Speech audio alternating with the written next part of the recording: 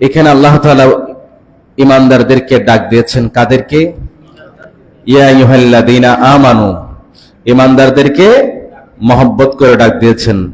আমরা সকলে একবার আল্লাহর ডাকে সাড়া দিয়ে বলি, ইয়া আল্লাহ, ইয়া রহমান, ইয়া রহিম, ইয়া যাল জালালি ওয়াল ইকরাম। আল্লাহ আমাদেরকে ডাক দিয়েছেন, আমরা আল্লাহর ডাকে সাড়া দিয়েছি। আল্লাহ তাআলা কবুল করুন, আমিন। এখানে অনেক কথা আছে ইয়া আইয়ুহাল্লাযীনার ভিতরে, কিন্তু সেগুলো বলার আমার সুযোগ হবে না। আমার যেই আলোচনার পয়েন্ট, সে পয়েন্টে আমাকে চলে যেতে হবে। এরপর আল্লাহ তাআলা বলছেন কুতিবা আলাইকুমুস সিয়াম। কুতিবা মানে লেখা হয়েছে। কুতিবা শব্দের অর্থ এখানে ফুরিদা, অর্থাৎ ফরজ করা হয়েছে, তোমাদের উপরে রোজা ফরজ করা হয়েছে। মুফাসসিরিন ইকরাম সিয়াম, রোজাকে বলেছেন এটা একটা কষ্টসাধ্য আমল, এটা কষ্টের কাজ, কষ্টসাধ্য কাজ। তো হুট করে ঈমানদারদেরকে বললে ঈমানদাররা গাবড়ে যাবেন যে আমরা কিভাবে 17 ঘন্টা 18 ঘন্টা রোজা রাখবো। আমাদের সময়ে 17 ঘন্টা 18 ঘন্টা, কিন্তু ইসলামের প্রথম যুগে এই রোজার সময় ছিল 24 ঘন্টা 48 ঘন্টা পর্যন্ত একটা রোজা থাকতো। অর্থাৎ আজকে মাগরিবের পর থেকে তারা রোজা রাখতো, আগামীকাল মাগরিবের পরে তারা ইফতার করত। এরকম দীর্ঘ সময় তাদের রোজা ছিল ইসলামের প্রথম যুগে। এরকম বিধানের মধ্যে দিয়ে মুসলমানরা যেন আতঙ্কিত হয়ে না যায়, মুসলমানরা যেন গাবড়ে না যায়, মনোবল যেন ভেঙে না পড়ে, সেজন্য আল্লাহ তাআলা বলছেন ঈমানদারেরা তোমরা গাবড়ে যাইও না। রোজা এটা নতুন ইবাদত নয়, এটা অনেক পুরাতন ইবাদত, এটি অন্যান্য নবীদের যুগেও ছিল। আর একটু জোরে বলি সুবহানাল্লাহ। আমাদের বাবা হযরত আদম আলাইহিস সালাম, তার জমানায়ও রোজা ছিল। সে রোজা হলো আইয়ামে 20, অর্থাৎ চন্দ্রমাসের 3টা রোজা, 13, 14, 15 আইয়ামে 20। এগুলো এখনো আছে না নাই? হযরত আদম আলাইহিস সালামের জন্য রোজাগুলো ফরজ ছিল, আমাদের জন্য এই রোজাগুলো নফল হয়ে গেছে। আইয়ামে 20 এর রোজা। আমার নবী সাল্লাল্লাহু আলাইহি সাল্লাম ইরশাদ করেন, উম্মত তুমি প্রতি মাসে অন্তত 3টা রোজা রাখো। 3টা রোজা রাখলে তুমি বিভিন্ন রোগ থেকে মুক্ত থাকবে। আলহামদুলিল্লাহ। তো আমরা যদি চাই আইয়ামে 20 এর রোজাগুলো আমরা রাখতে পারি। গেল। হযরতে মূসা আলাইহিস সালামের জামানায় রোজা ছিল আশুরার রোজা। কোনটা? যেটা আমরা নফল হিসেবে এখন মুহররমের 10 তারিখ যে রোজাটা রাখি, এটা আমাদের জন্য নফল।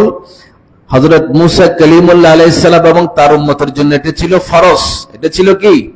এটা ফরজ ছিল। ঠিক এইভাবে করে আমরা দেখতে পাচ্ছি এখন যেগুলো বললাম সেগুলো তাফসীরে রুহুল বায়ান।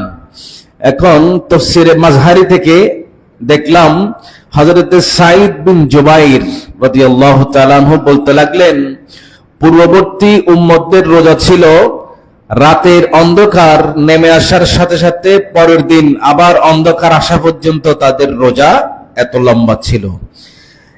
খ্রিস্টানদের উপরে নাসারা যারা, খ্রিস্টান ঈসা আলাইহিস সালামের উম্মত যারা, তাদেরকে নাসারা বলা হয়। বর্তমানে যারা খ্রিস্টান, তাদের উপর 30টা রোজা ফরজ ছিল। কয়টা রোজা ফরজ ছিল? 30টা রোজা ফরজ ছিল। তো তারা রোজা রাখতে গিয়ে গরমকালে রোজা রাখলে তৃষ্ণায় তারা কষ্ট পেত। গরমকালে রোজা রাখলে তৃষ্ণা পিপাসায় তারা কষ্ট পেত। শীতকালে রোজা রাখলে তারা ক্ষুধার যন্ত্রণায় কষ্ট পেত, খিদা লাগতো। তো তারা চিন্তা করলো গরমকালে তৃষ্ণা লাগে, শীতকালে ক্ষুধা লাগে, আমরা এই দুই কালের কোন কালে রোজা রাখবো না, গরম এবং শীতের মাঝখানে বসন্তকালে আমরা রোজা রাখবো। কোন কালে রোজা রাখবো? আল্লাহ তাআলা যে মাসে রোজা ফরজ করেছেন সেই মাস বাদ দিয়ে তারা নিজেরা খ্রিস্টানদের, নাসারাদের, মৌলবী মোল্লাদেরকে ডেকে তারা একত্রিত করে তারা একটা সিদ্ধান্ত নিয়েছে, আমরা গরম এবং শীতের মাঝখানে বসন্তকালে আমরা রোজা রাখবো।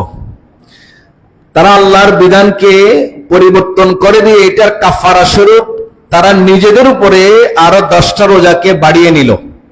এখন কয়টা হলো? 40টা হয়েছে। 10টা রোজাকে তারা বাড়িয়ে 40টা করলো। সেই সময়ে তাদের বাদশার উপর একটা মহা রোগ এসেছে, রোগ হয়েছে বাদশার। তো বাদশাহ ঘোষণা করে দিয়েছে যে আমি যদি রোগ থেকে সুস্থ হই, আমরা সবাই মিলে আরো 1 সপ্তাহ রোজা বাড়িয়ে রাখবো। আরো 1 সপ্তাহ রোজা, কয়টা হলো এখন? 47টা। ওই বাদশার মৃত্যু হয়ে গেল, আরেকটা বাদশাহ আসলো। আরেকজন বাদশাহ এসে বলে 1 সপ্তাহ রোজা রেখেছো, 47 দিন হয়েছে, বাকি 3 দিনের ঘটনাটা কি? এটা কি হয়েছে? বাকি 3 দিন বাড়িয়ে রোজাকে একেবারে 50 দিন করে ফেল। কি করে ফেল? 50 দিন করে ফেল। এইভাবে করে তাফসীরের মধ্যে বর্ণনা আসতে লাগলো 50 আরো 10 দিন বাড়িয়ে তারা 60 দিন, 2 মাস রোজা রাখতো। কয় মাস রোজা রাখতো? 2 মাস রোজা রাখতো। এটা হলো নাসারাদের রোজা। তো আল্লাহ তাআলা বলছেন, হে আমার নবীর উম্মতেরা শোনো, আমি তোমাদের উপরে রোজা ফরজ করেছি, এটা নতুন নয়।